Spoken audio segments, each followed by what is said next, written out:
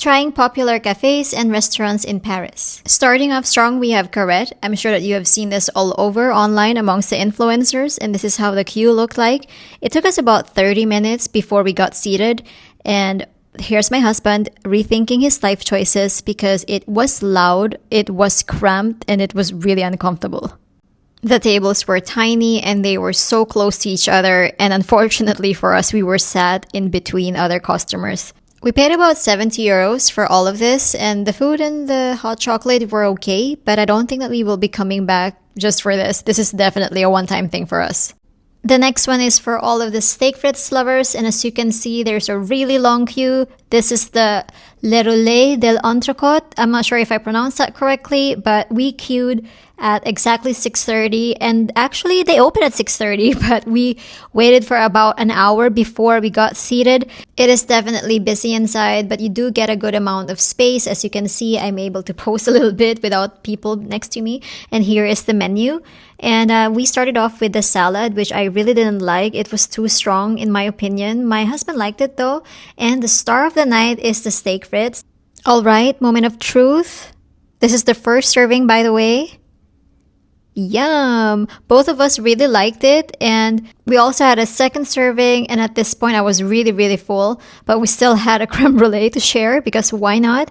Overall, the experience was really lovely, and we will probably come back. We paid 103 euros, and we also added a tip because they were really nice. On to the next one that is very famous for its croissants. I don't know how to say it. We are in Cedric Grolet, and we are so tired of queuing up like this, so we booked a breakfast at 10 a.m. And when we got here, we waited for like 5 to 10 minutes before we got our table, but that was not such a long wait, so that was okay. And I know what you're thinking. Why would the others queue for so long if they can just have the pastries when they have breakfast here? First, you need to book this in advance, and it costs 50 euros per person to have this set.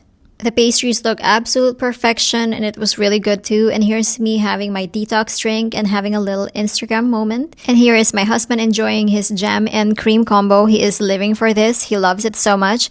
And it's nice that you can see the chef preparing your food, but I think the main con for this is that your clothes will smell like food afterwards. We had the avocado toast and the eggs benedict, which we both liked, and overall the experience was lovely for us. We had a good time in here.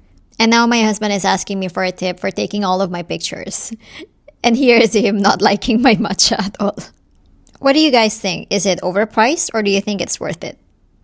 Last but definitely not the least is to have breakfast in Plaza Athénée. I'm not sure if I pronounced that correctly, but this place is just so beautiful. I mean, let's have a look again. I'm not gonna lie, I took a ton of photos and videos inside because, you know, why not? So let's move on to the food. We ordered an American breakfast to share, and I added an a la carte order for me.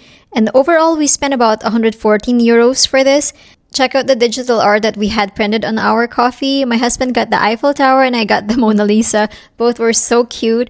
And I just want to show you all of the things that were included in our set, and honestly, worth every penny. The staff were so friendly and so welcoming that we really felt like, okay, we need to absolutely come back here as soon as possible when we are in Paris. And this is probably not gonna come as a surprise. This is number one for both of us. And that concludes all of the spots that we've tried. Bye!